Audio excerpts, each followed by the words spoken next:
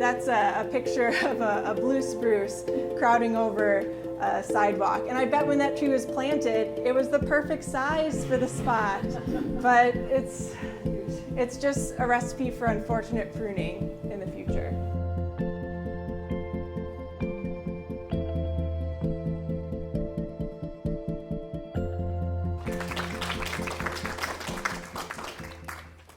Thank you, Eleanor, for the intro.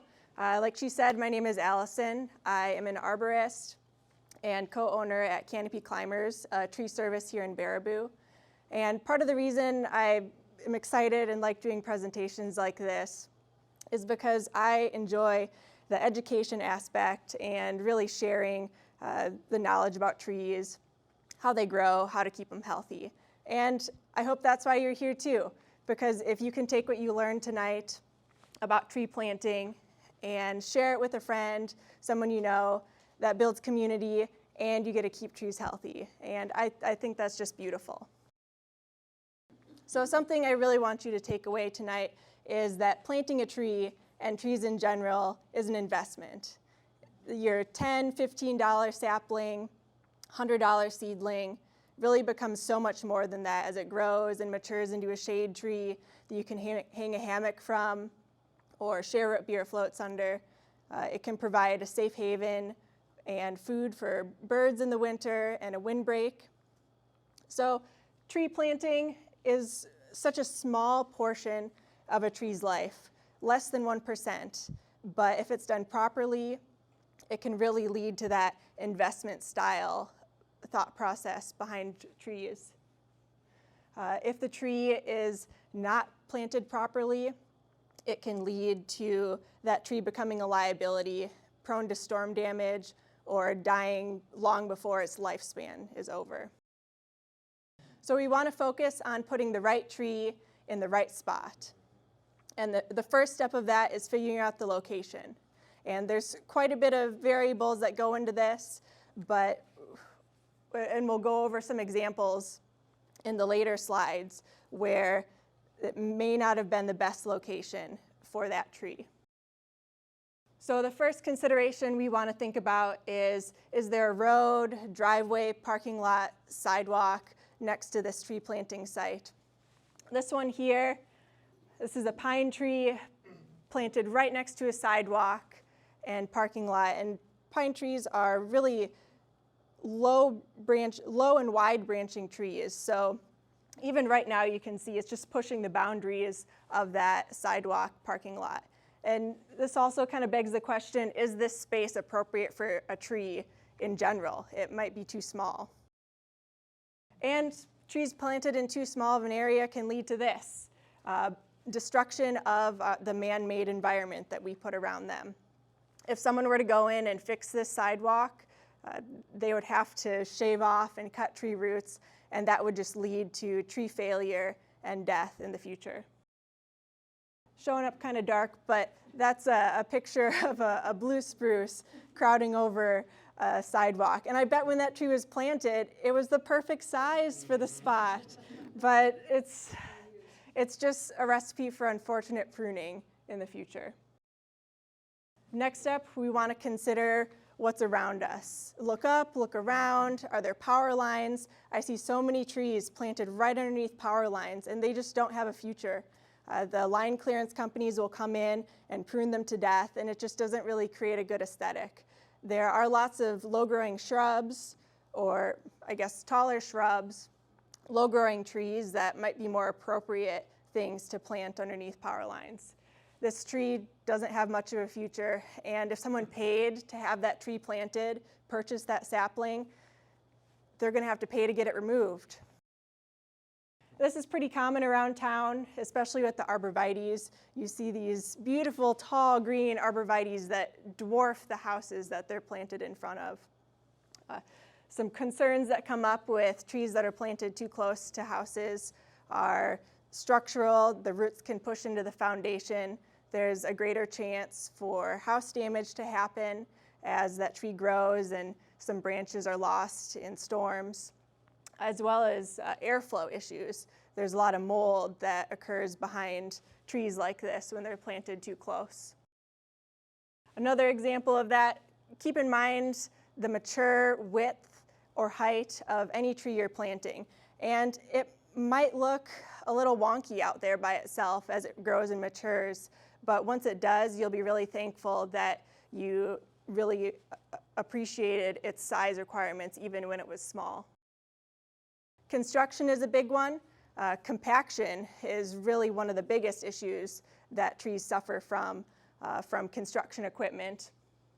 Tree roots are actually occupying the top 6 to 18 inches of soil.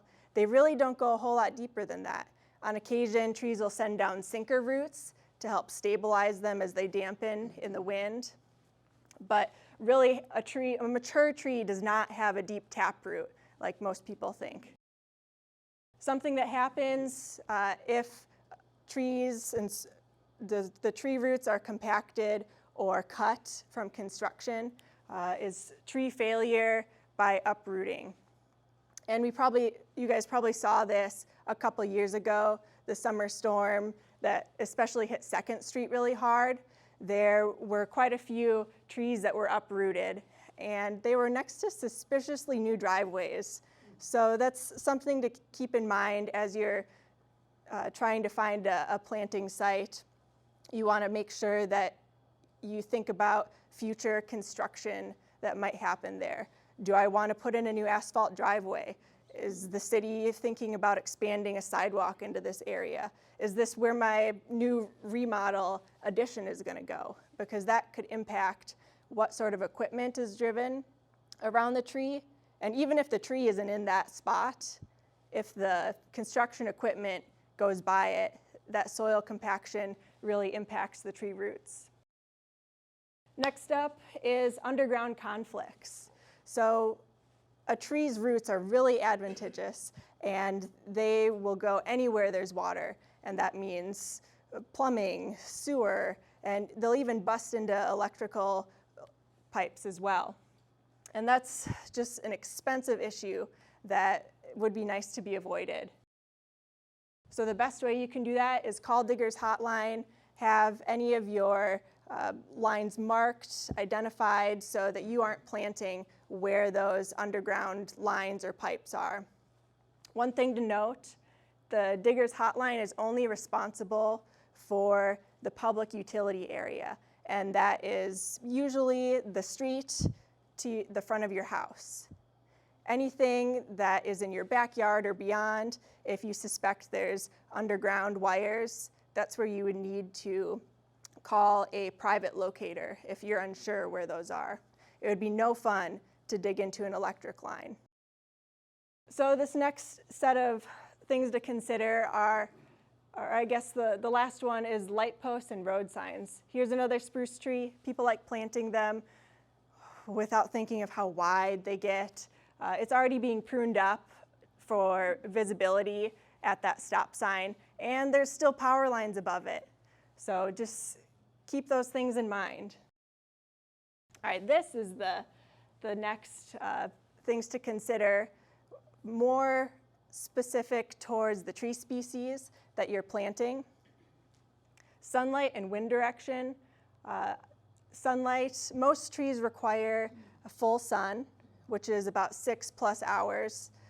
Some require partial shade, which could be 1 to 2 hours of sunlight. And that's something that you can look up later on. I'll provide a good search engine reference site to help you really sort through the different tree species. Like this little diagram suggests, if planting trees for shade or a winter windbreak is your goal, the best spot to plant those for shade is on the east and the westerly sides of your house. Because in the summer, if you think about it, the sun is so high overhead, planting trees on the south side won't make much of a difference. So salt tolerance and the mature height and width of the tree is something to think about. Plants in general don't like salt, but there are tree species that can tolerate it a bit better than others. So if your planting site is by a road or a driveway that you salt quite a bit. Having a salt-tolerant species might be high up on your list. This driveway lined with spruce trees, again, people forget how big spruce trees really grow. In about 10 years, they'll be touching each other, and then they'll turn into something like this. These should have been thinned out before this happens. Colorado blue spruce are really susceptible to fungal diseases that come with the humidity in our climate here. They're from a more arid region out west, and when we bring them here, they just don't tolerate the humidity well. So the fungal diseases cause them to lose their needles and make a lot of thinning, and they die long before their time. Another good evergreen to plant instead of the Colorado blue spruce would be the Norway spruce. They tolerate our humidity much better. Another one, this hawthorn is a wide, squatty tree, and it would have been a beautiful front yard tree, but it causes issues as cars park next to it, as people walk by the sidewalk, because hawthorns also usually have thorns. So not one you want to be planting in this right away. As you're planting a tree, it's going to need some water until it's established. And you want to make sure that the site you're choosing is a place that you are okay being committed to watering and carrying water out there 2 to 3 times a week. And that's going to be for its establishment period. And the size of tree, the establishment period depends on the size of the tree. Usually the bigger the tree, the more time it takes to become established. So if a hose can reach it, that's great. Pruning requirements and the structural integrity of species go hand in hand. Usually trees with strong apical dominance are going to be a bit more structurally sound than trees that have a rounder shape and weak apical dominance. And that really comes down to species and genetics of each individual tree. Some examples of the strong apical dominance trees could be pine, spruce, tamarack, ginkgo, things like that. Weak apical dominance trees include willow, maple, mulberry, box elder. The rounder trees, they grow just fine, but it's something that you need to take into consideration because they will need a lot more pruning in order to make the same structural soundness as an apically dominant tree. And this here is an example of a red maple. Just red maples do not have good structure, and you can see it there. There's upright growing branches versus laterally attached branches. There's cracking in a couple different parts of the stem. So red maples are a species and cultivar that don't really have the best structural integrity. All right, the last part of the site selection is soil, but it's a pretty important category, so it gets its own 4 slides, which really don't do it justice. This could be a whole presentation in itself.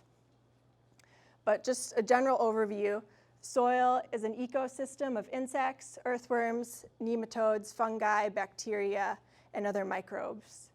The relationship between tree root systems and the soils in which they grow have a major influence in tree health and performance.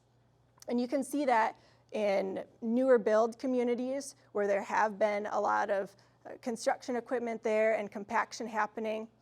A lot of times the saplings planted there don't do very well. And that's because the soil has been just completely pulverized. And then a little bit of topsoil was added in by the builders, and the trees don't respond very well to that. In the picture there, the top organic layer is also known as the litter layer. And you can really improve your soil quality by encouraging that. So it contains twigs, bark, mulch, and it has the highest content of biologic activity in organisms because they're all in there working to decompose that and add that nutrients to the soil. The ideal soil is made up of 50% solids and 50% pore space, which is made up at different times of water and air. And that 50-50 mixture isn't always going to be there. In clay soils that are really fine texture, there'll probably be more of the solids and less of the pore space because clay compacts so easily. If your soil tends to be coarser or more sand heavy, it's going to have quite a bit more pore space and air just because those sand particles are bigger and don't adhere together as well as clay does. Another thing that I want to point out, because of all that pore space in sandy soil, it likes to leach nutrients out of it. So you might have a poor nutrient soil that is also alkaline if your soil is sandy. And that's something that you can fix over time with amendments like compost or having a good mulch layer on top of it. pH in your soil is pretty important for trees. The best pH that they like is 6 to 6.5, which that's just a tick on the acidic side. Each tree does have its own requirements and pH that it likes. So if your soil trends one way or another, you can select for that as you're looking through a tree reference guide and pick out trees that like acidic soil and do really well in that. pH is difficult to change permanently, and that will require years of amendments because the nutrients that you're adding will be leached out of the soil, and that process will need to be done over and over again. Why pH is so important is because in extremely acidic or alkaline environments, certain nutrients become locked up because the chemistry between the pH and those nutrients makes them become insoluble in water.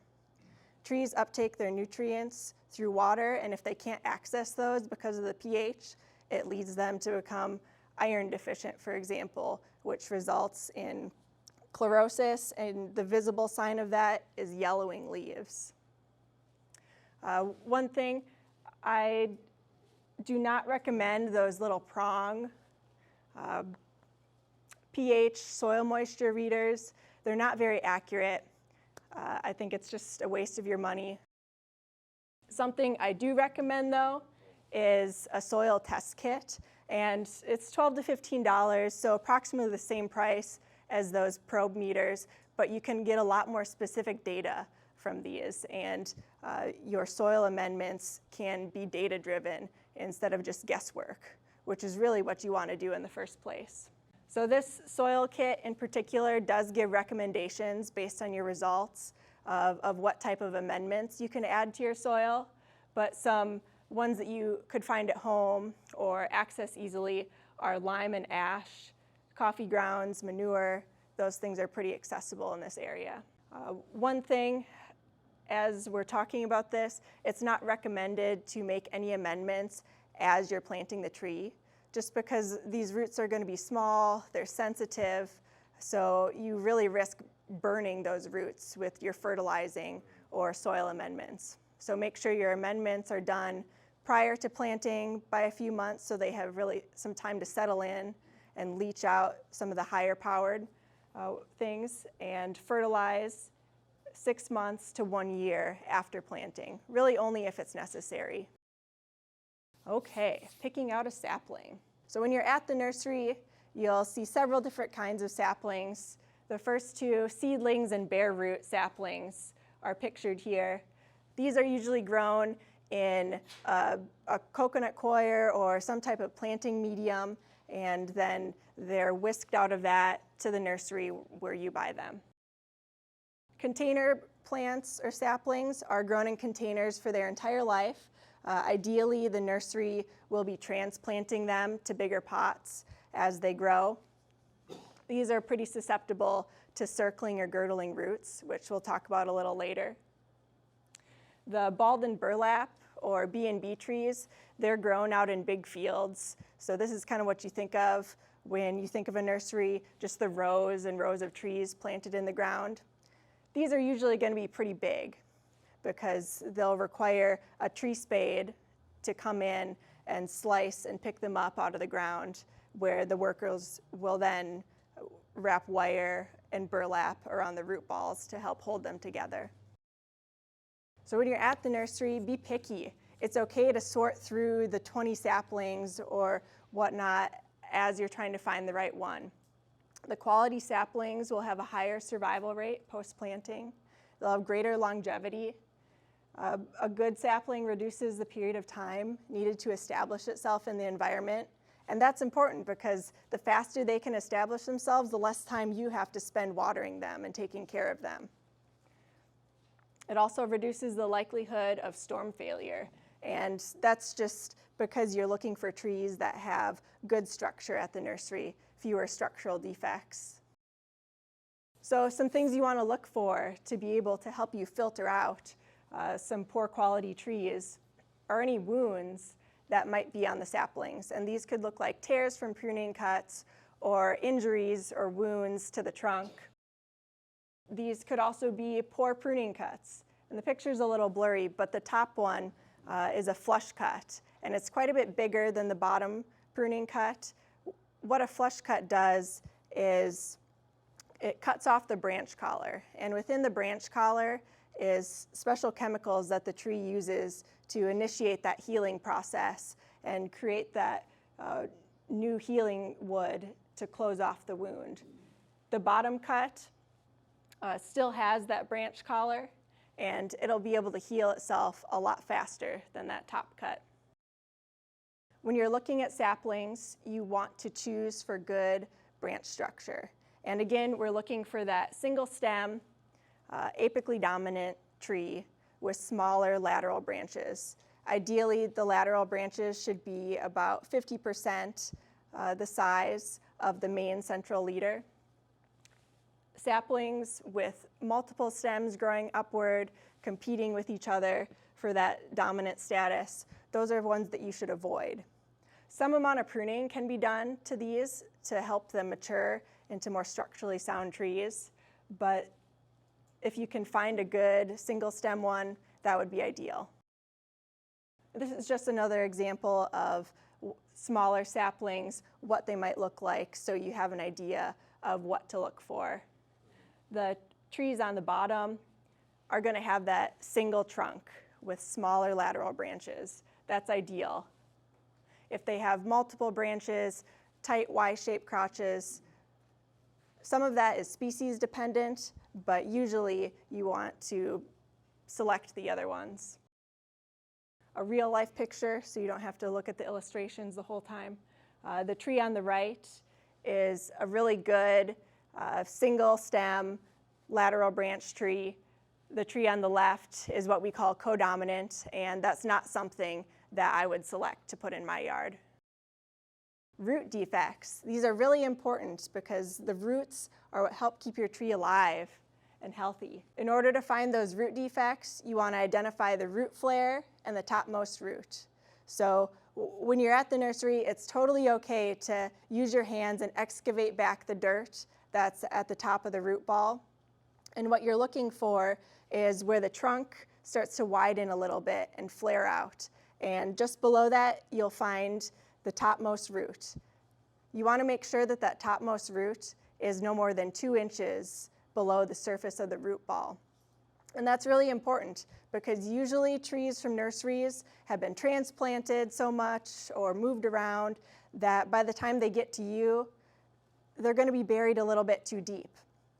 The trunk wood does not do well with moisture held against it for sustained periods of time.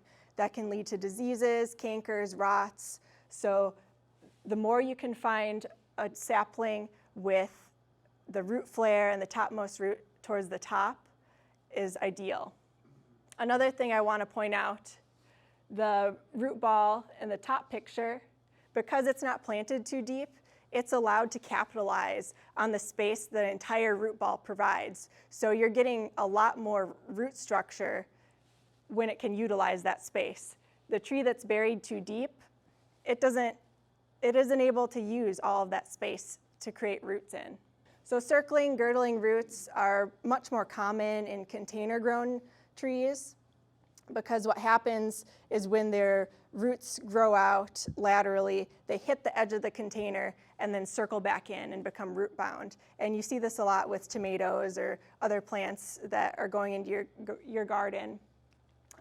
Really severely large girdling roots or large woody roots, that's something you want to pass on. That's not a sapling you want to take home. With container grown trees, some amount of circling roots is inevitable, and that can be addressed later on in the planting process. But if you see something with a large amount of girdling or circling roots like this, just pass on that tree. So a quick test you can do, especially for container grown trees, is gently move the trunk of the sapling back and forth. If the trunk is what bends, it probably has a good quality root structure. If the sapling bends down at the base, at the root ball, it shows a weakness there and usually indicates those girdling roots again. But feel free to excavate, get your fingers on it, see if that's something you can tell at the nursery if it has that type of root defect or not. All right, the last consideration is the size of tree. Usually bare root saplings and seedlings are the most successful establishment for any tree. And that's because they're smaller, they have better root structures just to begin with, but 3 inches and smaller would be ideal if you're going for container grown or B&B. The establishment period for these trees are about 8 to 12 months per inch of trunk caliper. And again, that's important because that's how much time you guys are going to have to spend watering it 2 to 3 times a week, making sure that it has enough water and nutrients to continue to thrive. And I put this table on here just to give you guys an example of the size of the root ball you should be expecting for the size of your tree. And just so say the trunk caliper, the trunk width is 4 inches. The root ball you should be expecting for that size tree is 30 to 42 inches. So that's pretty big. And if you are looking at buying a 4-inch tree that has a smaller root ball than that, that's probably something you should pass on because there's not going to be enough root structure there to really help the tree thrive and become established. So once you've found your tree, you get to take it home. When you're moving the tree, try not to grab it and move it around by its trunk. That just breaks a lot of the fine root fibers. And if you're transporting your tree in a pickup or back of a trailer, make sure that you have a tarp to cover it because those young leaves are really sensitive and all that wind rushing over them gives them windburn. The leaves will dry out and die. When you're planting a new tree, having those leaves is crucial so it can get the energy and nutrients it needs from photosynthesis. All right, planting. When do you want to plant? Very generally, deciduous trees should be planted in the spring, April through June. Coniferous trees planted in the fall, September through October. But again, a lot of the planting times are species specific, so if you have a species picked out, make sure you look up what its planting needs are. A side note here, I guess, seedlings, the smaller trees, are pretty versatile and they can be planted at any time. If you're doing it in the heat of summer though, making sure they have a good mulch cover and a really good amount of water is really important to their success. So firstly, we're going to go over planting bare root saplings and seedlings because they're a little bit simpler, a bit easier. And this is the planting process that you'll follow to plant your seedling. So for seedling planting, you're going to take your spade, your shovel, and you're going to wiggle it back and forth, pull out a little soil. Your goal is to make a narrow but deep hole. You want to place your seedling in the hole and make sure that there's enough room for its roots to expand down vertically without being circled around themselves. Ideally, your topmost root should be about 1 inch below the surface. For seedlings, you'll probably have to hold the tree there as you backfill some dirt in. And a really important thing to consider and remember when you're planting seedlings is tamping down that backfill with your foot is totally okay. Because if you don't, there could be airspace at the bottom. That airspace dries out the seedling's roots and could lead to death of the tree. So making sure that the soil is tamped down, there's no air pockets, that would be ideal for planting seedlings. Bare root saplings are pretty similar, just a little bit bigger. In the picture there, I'm pointing to the root flare, where the topmost root is. That's the point that I want to have at the landscape soil level once I'm done planting. For bare root trees, you're going to dig a wide, shallow hole and make sure that the tree roots can be spread out so you don't contribute to that circling and girdling nature. At that point, same with the smaller seedlings, you backfill soil into your hole and tamp it down with your feet. And you want to cover it up with mulch and add some stakes, but we'll talk about both of those things towards the end of the planting. So these planting steps are more for container or B&B trees. They're a little bit more, not complex, I guess, but more in depth, more steps than just the seedlings and bare root trees have. So step one, you're going to find the topmost root and treat any root defects. If you've done a good job picking out your sapling, you probably already did this at the nursery, but you're going to want to excavate down in your container or in your B&B tree and find where the root flare is, where that topmost root is, and remove any soil that's above it. Your topmost root should be about 1 inch below the top soil level in your root ball. So this picture here is of a more mature tree, but it's just what the future of a tree with girdling or circling roots looks like. And you can see that the trunk is starting to expand out into that root, and eventually it'll strangle that tree and cause dieback in the upper canopy and eventual death or failure of the whole tree. That's not something that we as arborists can correct for later on in a tree's life. It's something that you can have a huge impact on at planting, though. So container-grown trees, this root ball is a little bit root bound, which is perfectly normal, but something you're going to want to do to it is root prune. And I know it looks and sounds drastic, but it's really beneficial for the tree. What you're going to want to do is grab a handsaw or scissors and shave off about 1/2 inch to 1 inch of material and roots along the outer side. And what you're doing there is shaving off the root, making fresh cuts, and that encourages new roots. And they'll be able to grow straight out now that they're not bound in a container into the new soil that you've planted it in. And I would actually probably prune off or at least pull out and stretch out the one larger woody root there as well that has no business growing back underneath of itself. And I know just because root pruning like that could be a scary concept, here's a visual that shows just how beneficial it is for the trees. In the top picture, these were B&B trees, so they were tree spaded, so that's why the cuts on the roots look pretty abrupt. But the top tree was not root pruned, it was just harvested and planted.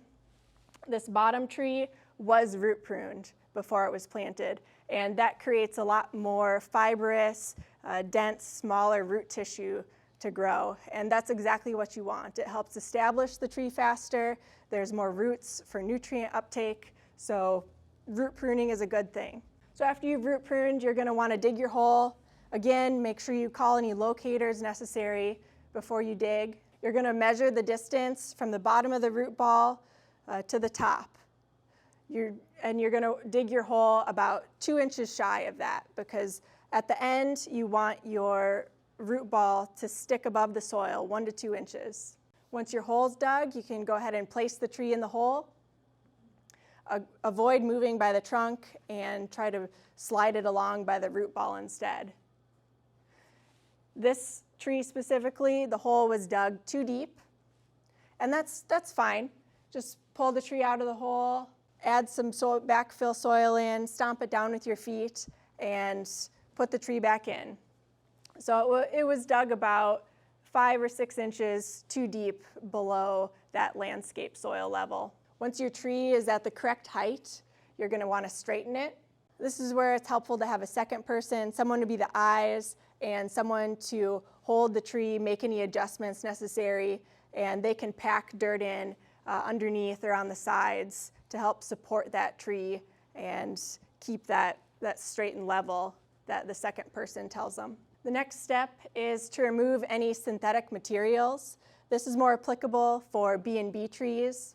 You will either get natural burlap or synthetic burlap, and you can figure out which is which just by using a lighter.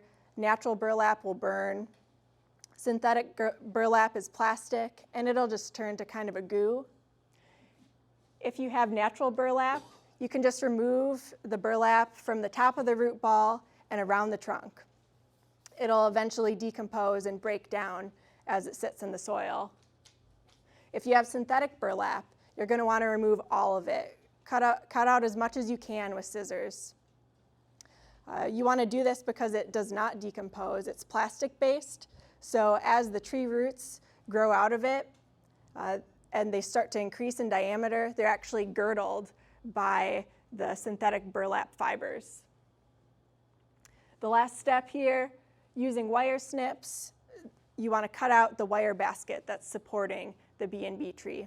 Then you're going to add backfill soil and firm up the root ball. This is important because it loosens the soil immediately surrounding the tree and creates a really soft space for the new roots to grow into. So you'll take your shovel again and slice it down into the soil. You're not going to dig anything up, but you're just there to wiggle it back and forth in about 1 foot to 2 foot diameter all the way around that root ball. The idea here is to just soften the soil and break it up, so you don't need to pulverize it down into small chunks. So here's an example of what that step should look like. If there's any other big spaces, you can fill those in with more dirt. And you can also water your tree at this point. And this helps the soil to settle down, to compact a little bit, fill in those pore spaces that you've just made. And after you're done watering it and waiting for the soil to settle, you can fill in any other holes that might have appeared. So this is what the end result should look at once you're at this step. The root ball should be about 1 to 2 inches above the surrounding landscape soil. If you have extra soil, you can mound it around the root ball in a berm. This is really helpful if your planting site is on a hill, because the berm not only helps keep erosion at bay, but it helps keep that water directly above the root ball, which is where you want it to soak down and infiltrate into anyway. Next step is the mulching. So I see this a lot around town, but volcano mulching is really bad for the trees. The trunk tissue does not know how to handle that much moisture held against it. In addition, it causes roots to circle around the trunk in that area. Rodents like to live in that area. They'll chew up your tree trunk. So no volcano mulching. No mulch is better than volcano mulch, but it's still not ideal. The tree roots have to compete with the turf grass that are higher up in the soil horizons, so they get first pick at any water and nutrients that are coming in contact with that area. In addition, because there's grass growing so close to the tree, you're probably going to mow that grass, and that puts the tree at risk to be damaged by mowing equipment. So the best way to mulch is the donut mulch, and that means at the exterior of the mulch circle, it's going to be deeper than at the middle. Ideally, you want to mulch about 2 feet around the tree for every inch of trunk caliper. So at the exterior of that mulch circle, the mulch should be 3 to 4 inches deep, and as you're moving in towards the root ball, it can get thinner. There shouldn't be any mulch touching the trunk of the tree. Next step, stake and prune if needed. Really, if you've done a good job of picking out a quality container tree or B&B tree and you've planted it well, it shouldn't need staking. If you have planted a bare root sapling, that's where staking can come in handy to help support it as it establishes more of that root system. So the first year for bare root saplings, the ties can be somewhat taut, and that's again just to support the tree as it's establishing a root structure. The second year, you want to loosen those straps because it's really beneficial for the tree to be able to learn how to dampen with the wind. It builds a lot of trunk strength. The third year, you should be able to remove any stakes and supports. One thing I want to point out is anything that is touching the trunk, make sure it's a wider piece of fabric, or I've seen some people use scrap garden hose.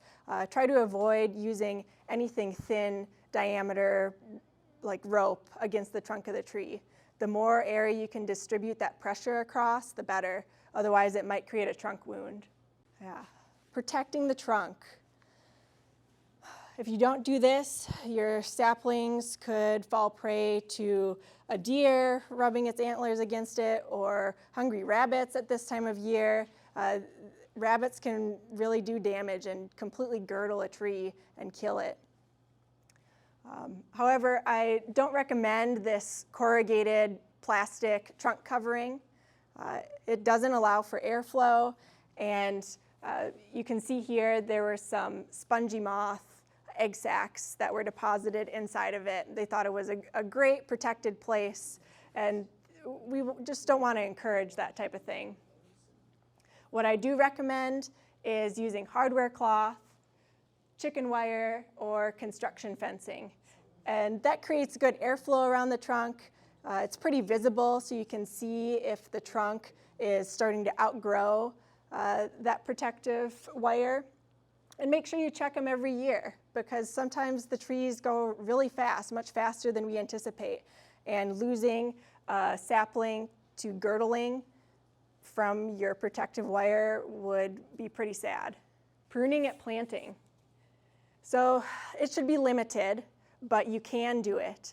The first step, you want to remove any dead branches or any crossing branches that might rub against each other and make a wound. You can use hand pruners or loppers, but those are going to be really good for making clean cuts and not leaving tears. Ideally, if you've done a good job selecting for structure at the nursery, you shouldn't need to do too much pruning for structure, but you can make some reduction or removal cuts to get it to look like the saplings on the bottom row. Small trees are really resilient, so if it's not something that you prune at planting, it's something that you could prune at year 1 or year 2. And the last step is water. You want to irrigate 2 to 3 times a week until your tree is established, and that would be about 2 gallons per inch of trunk caliper. So an inch tree gets 2 gallons each time of watering. A 4-inch tree gets 8 gallons each time of watering. So this is where it comes in handy to make sure the tree is close enough for the hose to reach. Carrying 5-gallon buckets to your planting site could get kind of tiring.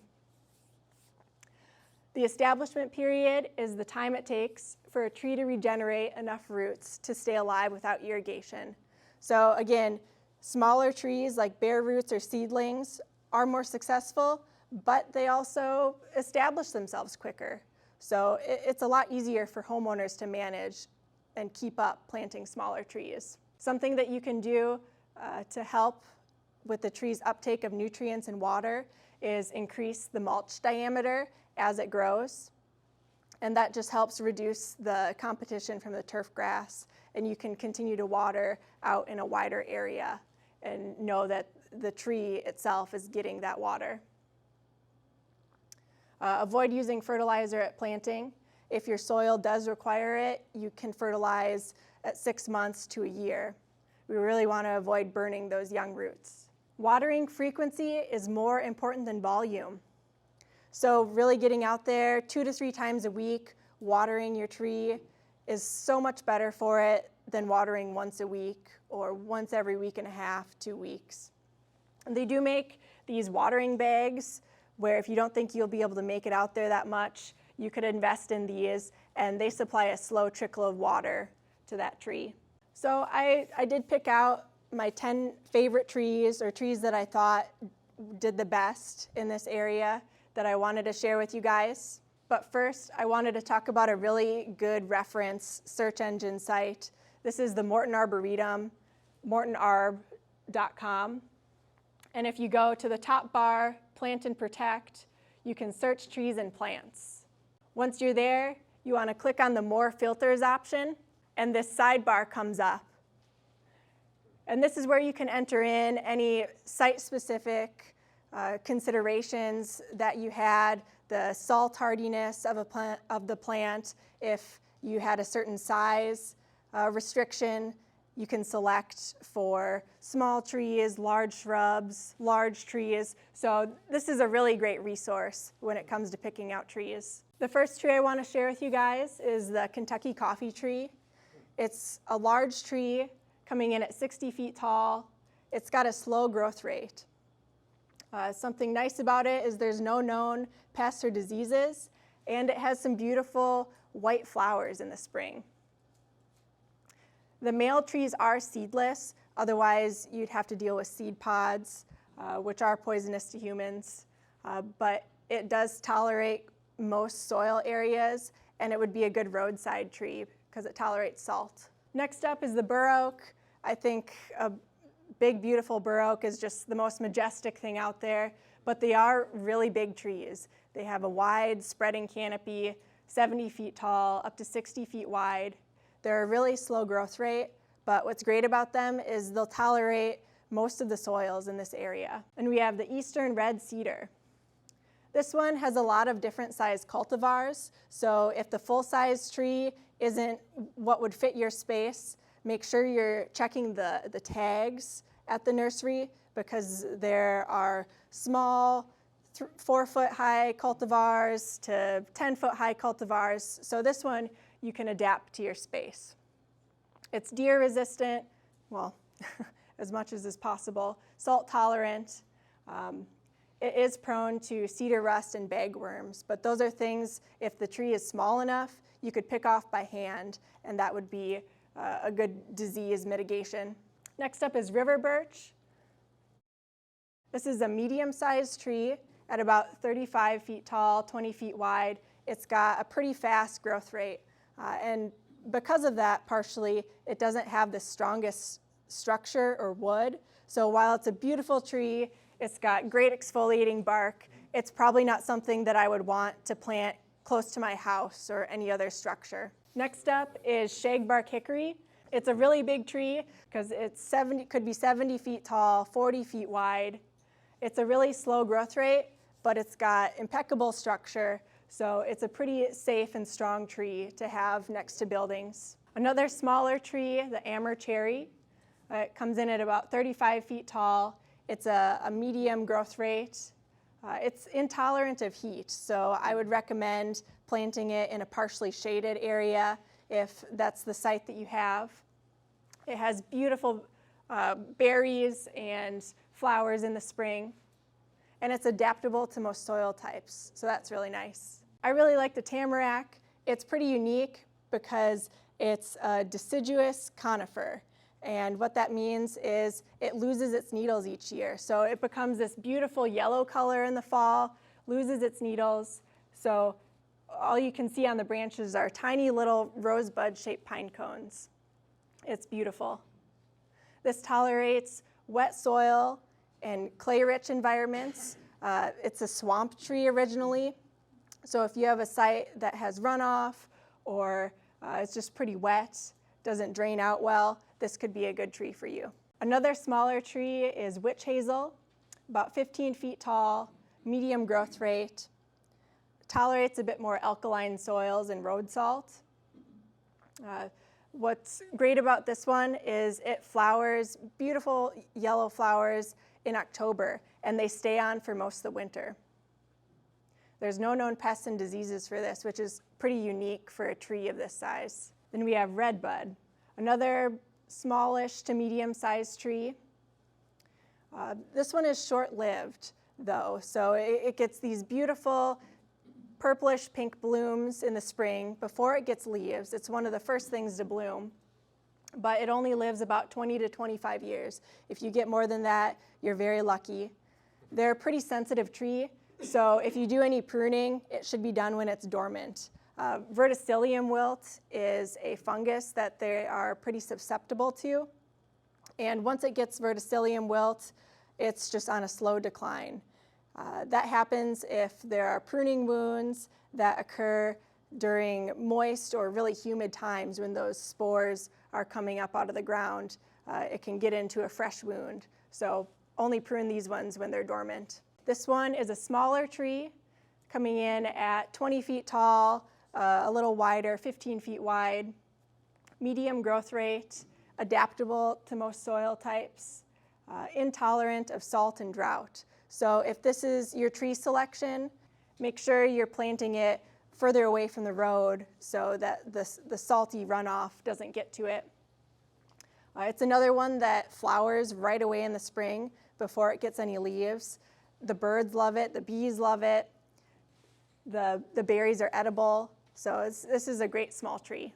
Some trees I do not recommend: red maple and silver maple.